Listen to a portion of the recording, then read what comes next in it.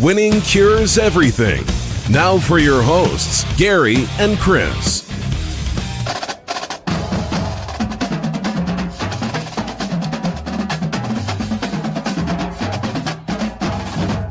Welcome in, Winning Cures Everything. It is the Friday, December 10th edition of the show. I'm Gary. And I'm Chris. And we have got much college football to discuss today. I'm going to go ahead and tell you guys right off the bat. I don't feel great. Chris, I have needed an IV full of Dayquil to get through this day, my friend. It's been a rough one. And I've been like this all week. But today it has come back with a vengeance. So we won't make this a super long one. We're not going to talk Army-Navy. We do that on the other shows, of course. You can go and check those out. BetUS and Bookmaker review shows. The links are in the description for those. Also, there's really nothing to discuss with the Heisman, right, Chris? I mean, do we need to break down Bryce Young and whoever else? No, I didn't not think at all. So. I mean, there's nothing worth gambling on. There's nothing really to discuss about it. It's just, we can talk about the process of the voting for the Heisman, but there's really nothing that's going to change with that, so we don't have to worry with it. So we do have some coaching changes and whatnot that we will discuss, along with, maybe some topics about college football early signing day and all that. So we'll get to all of it here. And let's first off, go to winningcureseverything.com. Everything you need to know about us can be found over there. If you have not already subscribed to the podcast, make sure and leave a nice 5-star review. And, of course, we have hit our goal of 5,000 subscribers over on YouTube. We're actually getting close to 5,100. We have another goal that we're trying to reach after that. So go ahead and hit that subscribe button, share the show out, jump into the chat if you would like, and make sure and hit the like button. Of course, the like button certainly helps. So with that said, let's dive into God bless, I'm going to forget it every time. The show is brought to you by BetUS. It's where the game begins. It's America's premier online sportsbook. They are fantastic to us. They will be fantastic to you. Go to BetUS.com. Make sure that you sign up over there. There is a link in the description that's going to take you right to the spot that you need to be. So go ahead and check it out over at BetUS, where the game begins. Topic number 1, Chris. Virginia's coaching search. It looked like it was going to be Anthony Poindexter, who is on staff at Penn State currently. He is former Penn State guy at Virginia. I cannot remember. My brain is so fried right now. Either way, Anthony Poindexter looked like it was going to be the guy, and then he pulled his name out of the hat. Now, it appears that it might be Tony Elliot, but he is deciding between Duke and Virginia. Now, he is Clemson's offensive coordinator. We don't know exactly what's going on with that. He has been in the running for half a dozen different jobs over the last 2 years and has decided not to take many of them that were actually offered to him. He is very, very patient with his decision-making. He's a really smart guy, 42 years old. He is the offensive coordinator right now, was the co-offensive coordinator, but he played at Clemson under Tommy Bowden. It's one thing. You and I see Tony Elliott totally different, and you're using the word patient and all these positive things about him. But I'm going to tell you that his star has faded, massively faded, because him choosing between Virginia and Duke is a far cry from the other jobs that have been offered to him and or interviewed to him long ago. Now, you were not incorrect about that. He was being discussed for the USC job at the beginning of this season. And probably could have gotten it a few years ago. If they had fired, I'm telling you this, after last season, if they had fired Clay at the end of last season, he might have been the leading candidate. And then this season, the offense was putrid. Now, we have talked, not great about the offense for Clemson this season because they did not deserve it, right? They weren't very good. And honestly, that offense fell off because of Jeff Scott leaving. So it kind of looks like Jeff Scott was the brains behind the operation. Now, that doesn't mean that Tony Elliott won't be a great head coach somewhere. But he's a pretty smart guy, coached at Furman for a little bit. And, we'll see what happens here. But if he does not end up getting the job, Bruce Feldman has reported that next up on the list for Virginia might be Josh Gattis, who is the offensive coordinator at Michigan. And that one kind of surprised me. Josh Gattis is 37 years old. That's a quick hire, man. I don't understand what, like, it's so Josh Gattis did win the Broyles Award this year for the nation's top assistant coach. And what he's done with Michigan's offense is awesome. He has certainly modernized it. Yeah, very deserving of that. He's been a coach for 11 years now. Started as a GA at North Carolina, went to Western Michigan as a wide receivers coach, went to Vanderbilt as a wide receivers coach under James Franklin, then went to Penn State under James Franklin, was the passing game coordinator, wide receivers coach, and he was known for his recruiting. He was at Alabama for 1 year, didn't get along with the staff there, left for Michigan as an offense coordinator. And I can't say, it was definitely not a bad move to go to Michigan. Obviously, you see what's going on now. Now, if you told me last season that, I don't know that I would have agreed necessarily, but he's doing a fantastic job. This Virginia coaching situation is strange to me. If Tony Elliot does not take the job, what do you think is going on over there? Nobody has really said anything about the fact that Bronco just decided to hang it up. Like, doesn't that seem odd? I think that's extremely odd. I think there are red flags everywhere. I don't know what they are, and I don't know what they mean. But you know, and let's say Bronco didn't just leave. Okay, let's say there's nothing going on there, and you know, whatever. Let's say he hit the lottery and he said, you know what, I don't want to work anymore. I want to retire, but the job is perfectly fine. Where does Virginia rank as opposed to quality jobs? And also, like, let's compare it with Duke. Let's compare it to the other. Like, are they any different? Is one better than another? What does that say about those jobs? I'm actually Googling it right now. I'm Googling salary. I don't know what. Let's see. So he got 4.45. Nah, okay. His recent contract extension in 2019 assured him close to $4.5 million in 2024. So $4.5 million is, I mean, that's significantly less than what Ole Miss is paying, right? It's about the same as Wake Forest, what Wake Forest is paying. It's about the same as what NC State is paying. I think Virginia's a good job. It's another one of those academic institutions that they set the bar kind of high for their academics, for incoming athletes, right? So it's a little more difficult to recruit to, but like, I don't think any of these guys that they're talking about bringing in, I don't think they're going to pay them any of these monster salaries that you're seeing across the landscape with some of these other big name guys. Virginia's got to be better than Duke, right? You'd think, but I don't know that. Yeah, I don't know that either. Is the fact that Duke is a private school, does that help them at all? I mean, it would help me. Maybe that's what Tony Elliott's trying to figure out. Like, if you're trying to get some recruiting stuff done, if you're trying to get, something done behind the scenes, and you don't want the public to be able to FOIA the whole thing, then maybe.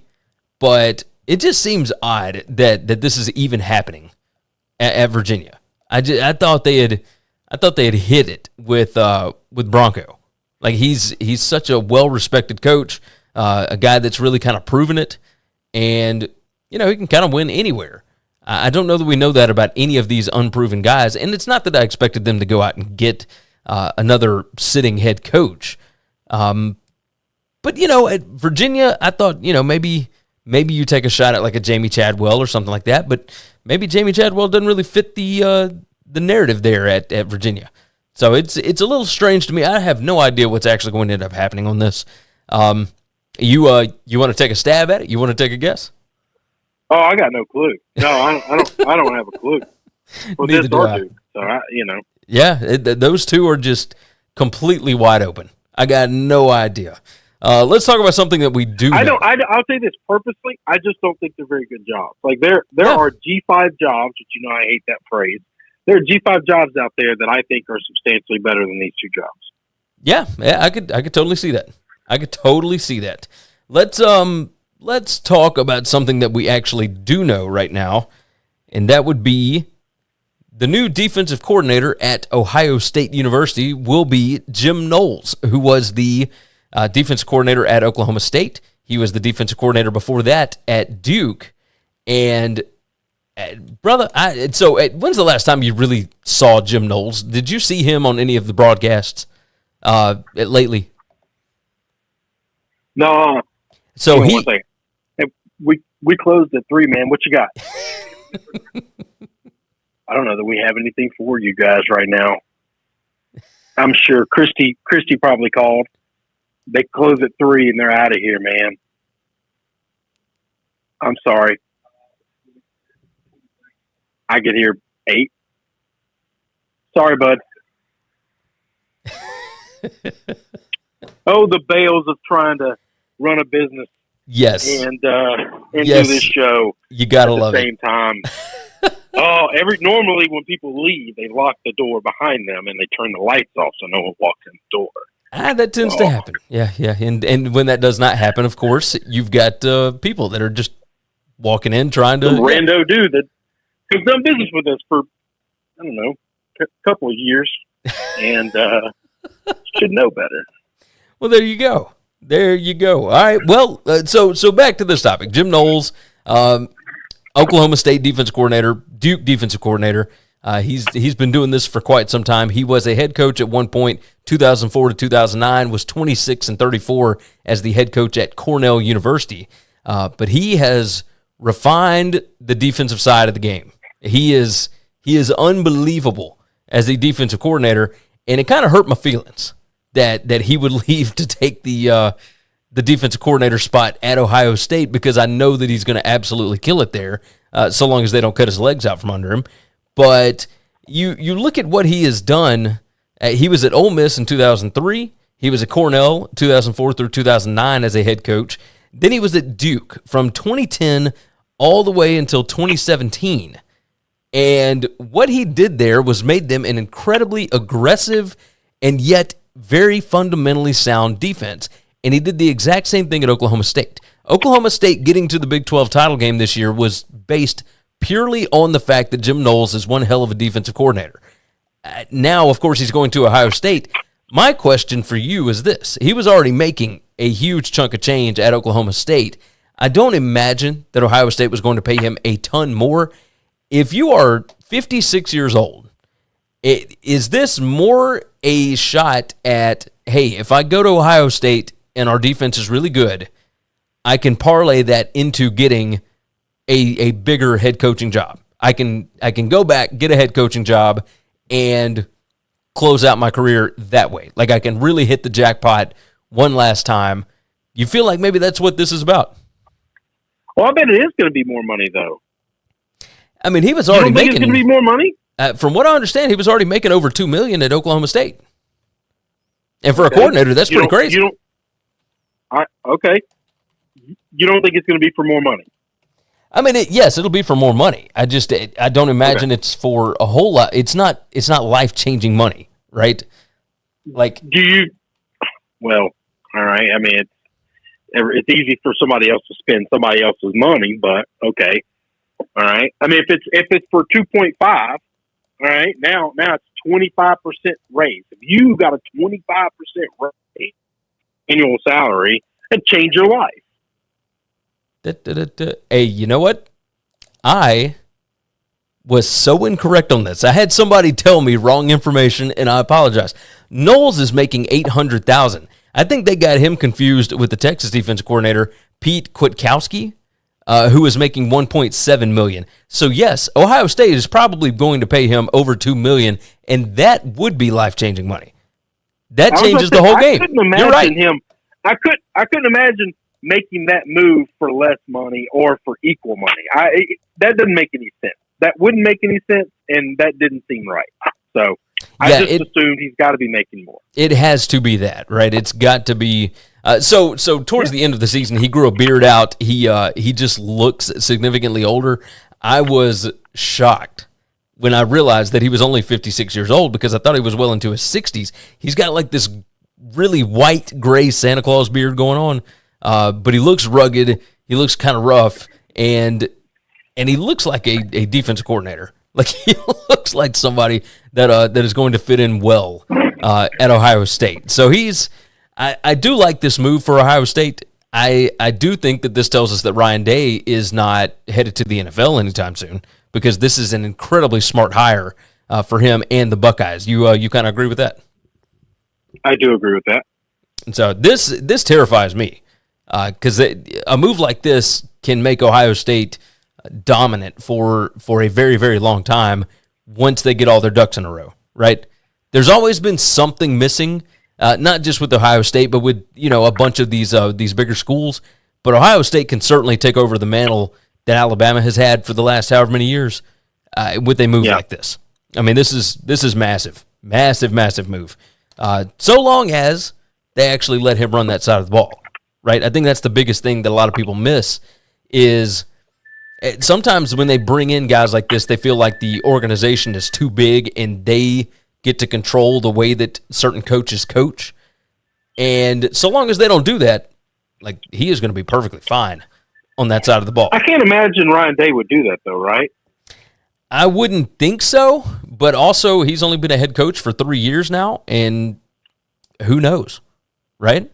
I mean, we thought that we had that figured out with Ed Orgeron, and there's been other coaches that have done it as well, but O is the one that most people really pointed to, because in his first season as head coach at LSU, he said he was going to let his coordinators do their thing, and then after 3 or 4 games, he started jumping in on the offense coordinator, on Matt Canada. And that's not to say that Matt Canada didn't need a little bit of help on that side of the ball, but it was very obvious very quickly that those two were not going to get along. So long as Jim Knowles and Ryan Day stay out of each other's way, I think that they will be perfectly fine. But if something goes wrong in a game and Ryan Day, there's a lot that can go on with relationships. You know that as well as anybody, I'm sure. So I hope that they let him do his thing, because I think he can be incredibly dominant there. He could probably coach out the rest of his career in Columbus there, because he will make Ryan Day a very successful head coach, so long as he just stays out of the way. Speaking of that, we can jump off of him and we can talk about Mark Whipple for a second. Mark Whipple, of course, the Pitt offense coordinator, the former UMass head coach, he went to Pitt and completely restructured their entire offensive philosophy. He got Pat Narduzzi to do some things that Narduzzi has never done in his career. Like, Narduzzi is Big Ten guy. He's defense first, run the ball, don't do anything crazy, and they were flinging the rock all over the place this year. Kenny Pickett went from almost undraftable to a first-round, a potential first-round draft pick and a Heisman finalist this year. Like, he has really developed that quarterback position. Mark Whipple is 64 years old, and there was some talk about him maybe deciding to hang it up, etc. But now he has resigned from Pitt, and he is headed to Nebraska. Give me your initial thoughts on him going over to the Cornhuskers with Scott Frost. Thought it was a really strange move that he would just leave and go to Scott Frost.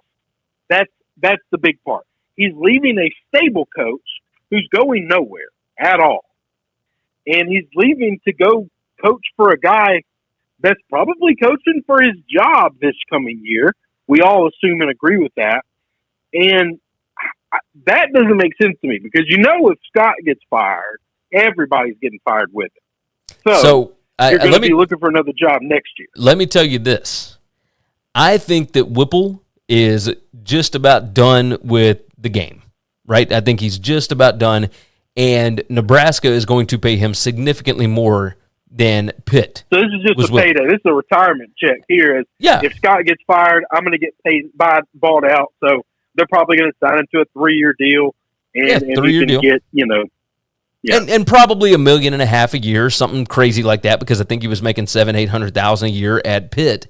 So double his salary, and on top of that, if you're going to start over anyway, because Kenny Pickett has been his quarterback the entire time, and they have not really developed anybody underneath him. In times that Pickett has not played, they have not had anybody really step up. So he was going to have to start over from scratch anyway at Pitt. You go over to Nebraska, you got a little bit of time at least. If you're going to start over, why not start over somewhere where you're making double the money, right? Well, and I don't think you're going to have time. Well, if it doesn't That's work where out, we though, disagree. right? If it doesn't work out, then you get to go home with your buyout money, and you're retired anyway. So why? What would it matter? It seems that one makes a little bit more sense to me than the Jim Knowles thing. But of course, once I figured out the actual money behind the Jim Knowles thing, that made all the sense in the world. Like, absolutely do that. But yeah, the Whipple thing, like, I think he's getting close to just being done, and that's why I think he took this one. I think this is a payday, and if you're going to start over anyway, start over at the place that's got more money. I mean, that's the true statement. Man, I don't know. It just, while that makes sense, like, going to work every day for a year is going to suck at this new place, right? Like, every day the heat is going to be on. You're going to have to be answering questions, or your team, even if it's not you, your team is constantly being criticized and scrutinized, and these are just things that you wouldn't have dealt with at Pitt because you just had the best season that Pitt's had in a long, long time. Well, true, but remember, like, coming into this season, Pat Narduzzi was kind of on the hot seat. There was talk about him being fired after this season if they did not have a pretty good year, and they wildly exceeded expectations. A 10-win year at Pitt. But this year he's not on the hot seat, right? Yeah, no, he's definitely not on the hot seat this year. All right, well, then that's what we're talking about. Is you're leaving one job for a job that you're definitely on the hot seat. That's like, true. No questions asked. And I'm looking back through his history. I mean, he started coaching in 1980. Let's see, he was at St. Lawrence. He went to Union. Then he went to Brown. He was with the Arizona Wranglers. I mean, he's been all over the place up in the Northeast. And then he left UMass as the head coach from 1998 through 2003. And he was the quarterback coach for the Steelers. He went to the Eagles. He went to Miami, Florida. He went to the Browns as a quarterback's coach. And then he went back to UMass, and then he ends up at Pitt and now back over at Nebraska. I really think that this is the jackpot at the end of a career. Like, I think he's getting close to just being done with this thing. So that's my read on it. That's my guess. Obviously, we'll see how it plays out. But I don't know that Scott Frost could have gotten a better OC candidate. Do you feel like there was anybody better out there for him to go and be able to grab? Probably not. But just because it's good for Nebraska doesn't mean it's good for him. You're not wrong. You're not wrong about that. So, yeah, I'm curious to see how it's going to work out. I think you could not have asked for a better hire if you were Nebraska. If you're Mark Whipple, again, it makes sense. If this is going to be the last leg of your career, go get the payday. Go get paid and enjoy it while you can. Enjoy it while you can. All right. I do want to bring up, hey, you're not going to like this one. Corey Raymond leaves LSU, and he will be the new defensive backs coach at Florida. Now, there was no guarantee that he was going to stay at LSU. Obviously, Brian Kelly taking his time to kind of sort through the staff there. It was announced on Thursday that he is not retaining Kevin Falk as the running backs coach. So, lots of changes, of course, coming at LSU. Corey Raymond has been there for quite some time, and he is an elite recruiter. I will certainly say that. He played at LSU, and then he went to the NFL, and he's coached at LSU multiple times. I mean, just all over the place. 2006 as an intern, assistant strength and conditioning coach in 07 through 08. Then he came back to LSU after stints at Utah State and Nebraska. But he's been there now since 2012. And he is kind of what turned them into DBU. Is that correct, Chris? That's right. He is DBU at LSU. So, do you think? Give me your thoughts on this. I mean, is it smart for him? Is it smart for LSU? I mean, what are we looking at here? I texted you yesterday. This was the one. I have been very let Kelly make his hires. Let Kelly build his staff. This is his job, and he's got to answer for it. So we need to let him do it. I don't think that he was going to get rid of Corey Raymond. I think Corey Raymond was going to be retained. But for some reason, he thought he was getting, I don't know, better. He's also getting an assistant head coach title at Florida. I don't know what that brings with it. But like, this was a decision that he made to leave. And that hurt. That hurt. Out of all the transfers, everything. I know when you have a regime change like this, total regime change, that these things are going to happen. This was the only coach that I didn't want to leave. Out of all of them, this is the only one. He has found a way this year alone. You look at the cornerbacks that LSU lost in Eli Ricks and Derek Stingley, and he's still found a way to have a really good secondary. He does it every year, and I don't know how he does it, but he finds a way to develop everybody in that secondary, and it's nothing short of incredible. Like, it's beyond impressive what he's been able to do there, and now he is heading over to Florida. And I understand, like, Florida is a big job.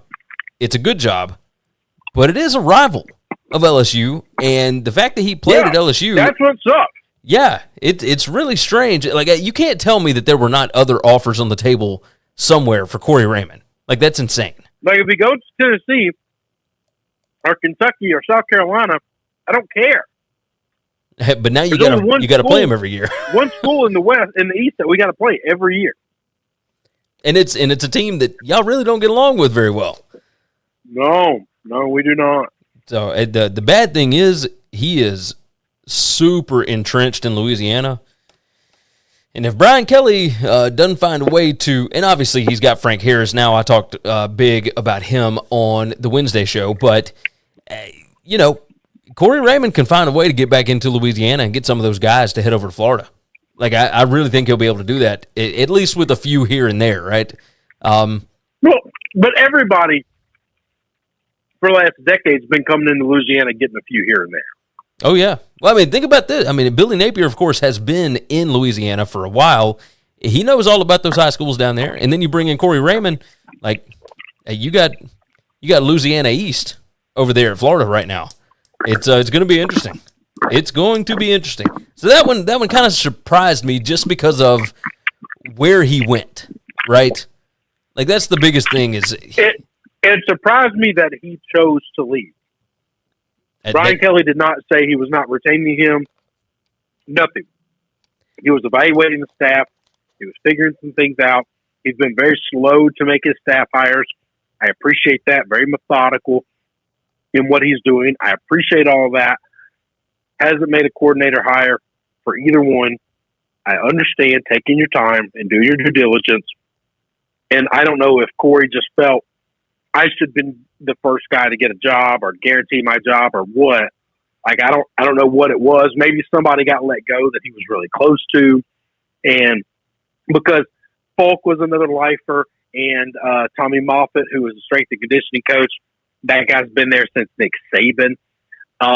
Everybody loved and worshiped.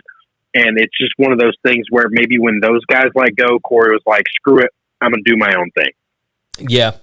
Yeah, I could totally see that because if you still don't know what your future is going to be, why not take the sure thing? Like, you know that you're going to be set up at Florida for at least a little while, so go and take that. Yeah, but hang on, but that Florida job is going to be there for you 3 months from now. Maybe. I mean, Billy Napier's he's knocking out his staff pretty quickly. So no, that's an exaggeration, but not just the Florida job. He would have had other offers. Like, I fully believe that's right. that. He could have gone somewhere else. And so, it's going to be strange. But leaving LSU for a little bit, like, obviously he's done that before. He left LSU after 2008, went to Utah State, went to Nebraska, and then came back as a DB's coach and has been there since 2012. So we'll see what happens. He's 52 years old. He may be trying to find his way up to a DC position so that he can maybe grab one of these head coaching jobs eventually down the line. Because I think he'd be good at it. So Corey Raymond he's awesome, man. Awesome coach. All right, I did want to bring up, Now, here's a good one. UCLA has reached out to Chip Kelly. Did you think, or sorry, not UCLA, excuse me, Oregon has reached out to UCLA's Chip Kelly. Did you think that was possibly going to happen? Yes. Now, I had heard all the rumors, but I didn't believe, I thought that they were too far past each other, right? Well, but why? He didn't leave for bad reasons. He didn't leave the program in any negative light. As soon as he left, they went to a national title. He had that thing built up. He wanted to try his hand at the NFL. He has an unbelievable relationship with Phil Knight. That's incredibly important. I absolutely saw this happening because we have seen that college football is all about relationships. I mean, getting a job and keeping a job is who do you have relationships with? That's true. The idea of nepotism and favoritism is just a normal thing for those people. Okay.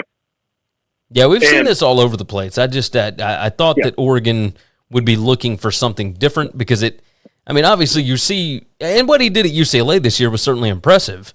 I wonder, and I mean, I'll tell you this. I think Oregon's looking for something stable, Gary. That's true. That is true because they've had how many different coaches leave them? Chip will be their last. That will be Chip's last job. He ain't leaving again for the NFL. He's not going anywhere else or doing anything else. This is it. They know they have him until they're ready to fire him or he's ready to retire.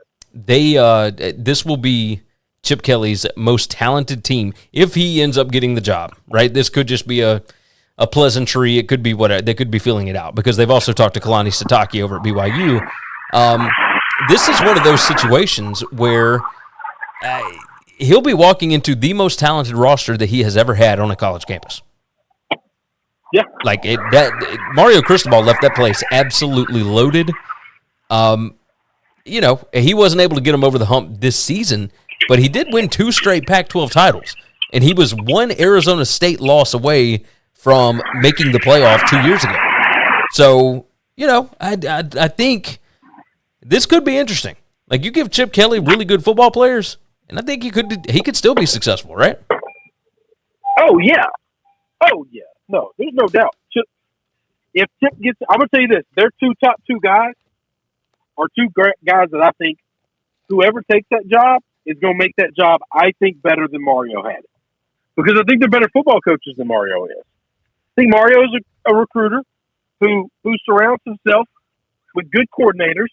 That's fine, but as soon as those coordinators leave, a lot of things get exposed. And you got to find a way to coach. And I think as soon as he realized that he was losing his OC that made his offense look so good, I think he knew, I need to take that Miami gig. I need to go. Hey, how surprising is it to you, by the way, that Joe Moorhead is staying on with Oregon to coach in the bowl game? No, I mean, I'm okay with that. And I think it's a good thing. I think he gets to be the interim head coach, right? I don't know if they've announced that or not, but he's calling the plays. He's going to be running the offense for the bowl game against Oklahoma. He gets to do that because he's going to Akron, and people at Akron understand this early signing day is just bullshit for the big schools. Yeah, that's all it is. Yeah. It's the big school coaches that don't want to work, and so they want you to make your commitment early so they can quit working. Yeah. No, you're right about that. That takes us into the next topic here that I wanted to hit on. Early signing day. Looks like there could be changes afoot. Bob Bowlesby said that they have had discussions. There's nothing obviously set in stone, anything like that. They're just very early preliminary discussions about possibly changing the date on the schedule where the early signing period is. Initially, when this thing was implemented a few years ago, you and I had talked on the show about how much smarter it would have been to do this in August before the season even begins. Because you put it right smack dab in the middle of everything else that's going on with college football in December. You've got all the playoff stuff, all the bowl stuff, all the coaching changes, etc. And what it does is it speeds up the hiring and firing process to significantly earlier in a season. which ends up hurting the kids, which is something that you were trying not to do in the first place, right? All they wanted to do was give kids a chance to sign early so that they don't have to do the full recruiting process if they don't want to. And yet it has been manipulated. Listen, that's just bullshit. That's bullshit. Dan Wetzel, Pat Forty, and Pete Thamel broke this down on their podcast. The last podcast that came out, whatever the hell that was absolutely, this was put on and pushed by the coaches. The head coaches want to lock these kids up as quickly as they can. And here's the problem, okay? I'm okay with doing it in August, but there needs to be outs for all of these kids if you make a coaching change. Oh, yes. If I commit to Ole Miss and Lane leaves, I have to be able to get out of that. I have to. If my coordinator leaves, I have to be able to get out of that. If I'm a quarterback and the quarterback coach leaves, I have to be able to get out of that. Well, but so here's the deal. I wonder about these kids if they are going to if they're going to be as willing to sign in the early signing period before if they're not, then fuck it. Well, that's what I'm saying. Why are we doing this? That's what I'm saying, right? You give the kids the option. If they want to go to a school and it doesn't matter who the coach is going to be, then you go to the school and you go ahead and sign, right? And I think that's what it was initially supposed to be. And having it in December, not even 2 months before the late signing, like the original National Signing Day at the very beginning of February, makes no sense. So stupid. Like, it really makes no sense. Ever. These coaches wanted a break during the holidays. That's what they want. This is strictly for them. This is for the people that, I'm so sorry that these $4 million a year jobs are so stressful. You got to work it. You might miss Christmas. Okay. Well, here's what's crazy. After that date, like they said it at the date that they did because that's when a dead period starts. Like, so you've got a period there where the coaches are not supposed to be able to contact recruits anyway. So but they're all doing it, Gary. I know they're all doing it. And it's insane. All of it's insane. Which is why it's bullshit. Which is why it's wrong.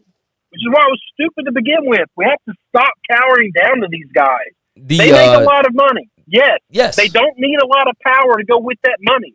Do what's best for the sport. Yes. God bless America. People who already have all the money have all the power too, or else you have nothing to control them. So Greg Sankey brought up, he was against it from the very beginning, right? He did not think that they needed this, but he did say here that once the toothpaste is out of the tube, you can't really put it back in. And I don't think he's talking about, changing the date, because obviously you can change the date whenever you want to.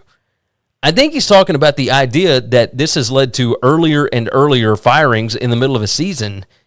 I think people have realized, oh, wait, I can fire my coach whenever I want to, and I can start talking to whoever I want to. Like, I can do whatever I want to, right? That's what these schools can do. But this isn't that. I don't think this has anything to do with that, okay?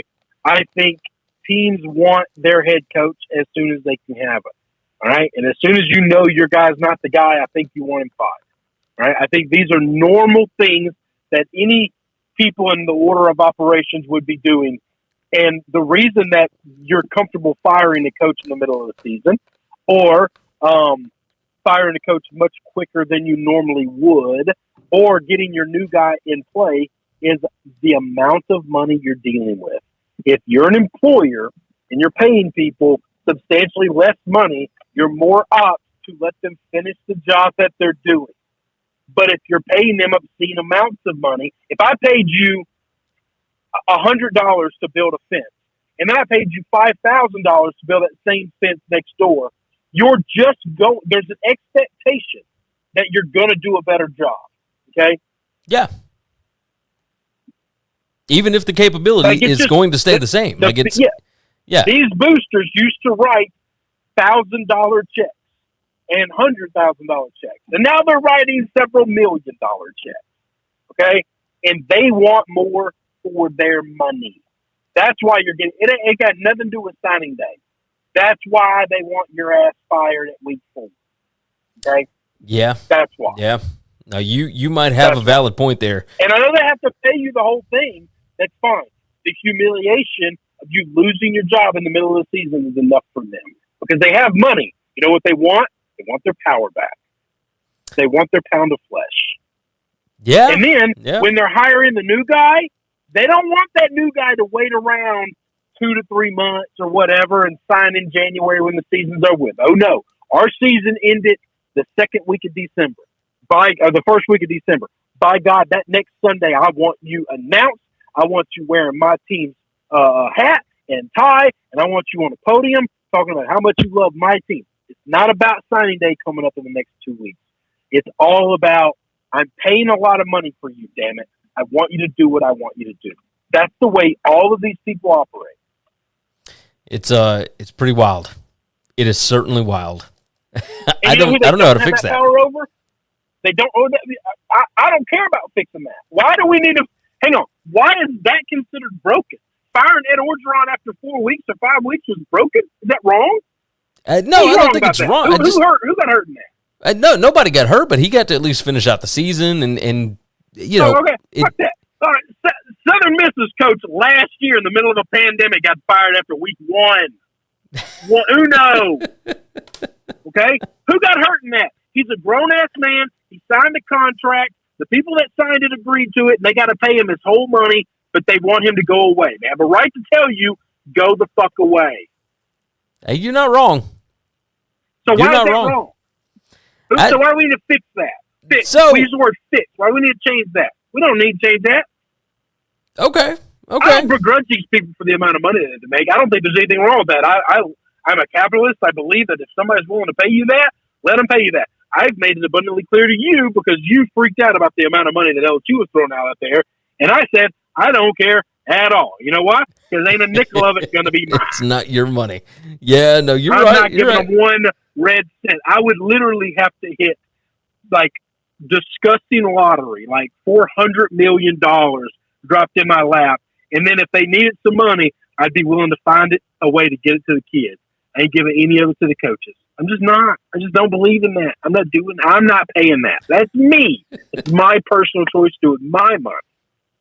Well, let's close out with this then. We'll close out with this. The Pat McAfee contract that just got signed with FanDuel. He just re-upped with FanDuel. Obviously, they are very happy with the way that things have gone with their partnership with the Pat McAfee show. We talked about Joe Rogan getting a fat deal a couple of years ago, or last year, whenever it was. I think that was in the middle of the pandemic. I can't remember. But Rogan signed like $100 million contract to move his podcast specifically over to Spotify. Look, Pat McAfee has a podcast, and it's made from his daily 3-hour show that he does on YouTube that draws in millions of people a day. And they're signing him to a $30 million a year deal for 4 years with an option after the third year for both parties. That is a massive amount of change for a sports show. Like, I could not believe the numbers there. But that's what sports gambling has brought to the table, man. It is kind of shocking. That's not got anything to do with it, Gary. It ain't sports gambling that brought it to the table. It just happens to be a sports gambling site that's paying him that. Spotify is a sports gambling site. No, not at all. That's what he's worth because of the amount of people that listen to him and follow him and trust him. That's it. That's all. Okay? He's really good at what he does. He's entertaining. He's also very trustworthy. And so he's got a following that not only will listen and download and get him the numbers that he needs to get that kind of money, but they're also going to take him at his word when he says something. They're going to trust him. And that you can't buy. That's invaluable. That's why Joe's worth $100 million. That's why he's worth $30 million. And it just happens to be a sports gambling site that's giving him that money. But it could have been, the reason they got the 30 is because I'm sure there are many entities that would have been interested in paying him. Yeah, he and his crew, do a fantastic job, and they are certainly worth really it. Good. Yeah, they are certainly worth that. It looks like it's so much fun. Every day they just get to sit around, talk about sports, talk to some of their favorite people. It's a lot of fun. It is a lot of fun. It's why we do what we do. We would like to have the flexibility in order to do the stuff that they do, build out the kind of studio that they got, all that good stuff. Alas, we are not there yet. But my brother, we hit 5,000 subscribers on YouTube, and we are getting closer every single day. Under a couple million. There you go. There you go. That's all we need. We just need everybody that's watching, everybody that's a subscriber already, just share the show out with your friends. Tell a couple of people. That'll jump us up to 10,000, 15,000, and then every one of them will tell somebody. That's the way that this thing works. So let me go ahead and remind everybody, share the show out. Make sure that you are subscribed if you have not already, and like the video for us, because we want a piece of that pie. Chris, is there anything else that you would like to hit before we wrap this thing up? No, I think we're good, brother. All right. Hope you feel better. Oh, man, I certainly appreciate that. I'm going to go take some Dayquil as soon as we get done with this. So, all right, brother. Take some NyQuil. It's almost over. Hey, you know what? You got that right. I'm going to be getting into bed as soon as I get done editing. I will do that. All right. Let's go ahead and tell everybody so long. Chris, I'll go ahead and let you out, and then I'll wrap this up. See you, buddy. Be good. All right. So, of course, Chris getting out of here. That means I will be as well. Head over to winningcureseverything.com for us, if you would so kindly. Make sure that you are subscribed where you need to be subscribed on the podcast and on YouTube. Like the video for us, share it out, tell your friends, and leave a nice 5-star review over on Apple Podcasts. That helps us out immensely as well. The show is brought to you by BetUS. It's America's top premier online sportsbook. You go check them out, betus.com. It's where the game begins. There is a link in the description. You can go check it out. I host a college football show for BetUS. Chris hosts a college football show for Bookmaker Review. You can go find that, of course, in the description as well. And with that said, I think that's going to wrap this thing up. You guys have an incredible weekend. Watch Army-Navy. Of course, watch the Heisman ceremony. Cheers to Bryce Young for winning it, of course. I think everybody realizes that's what's going down this weekend. And on top of that, we got NFL. And so if you haven't already, go back and watch the Wednesday show. We did all of our NFL picks, gave out our best bets, all that good stuff. So go ahead and check that out if you would, please. Of course. Like I said, share the show out. And how do I normally close this out? That's my head's hurting. So, take care of yourself. Take care of each other. Hopefully, all of your tickets cash this week. Thanks for checking out Winning Cures Everything. If you want to keep up with us, hit subscribe on YouTube or your favorite podcast app. Visit the website at winningcureseverything.com, or you can like us on Facebook or follow us at Winning Cures, at Gary WCE, or at Chris B. Giannini on Twitter. Share out the show, leave a nice review, and make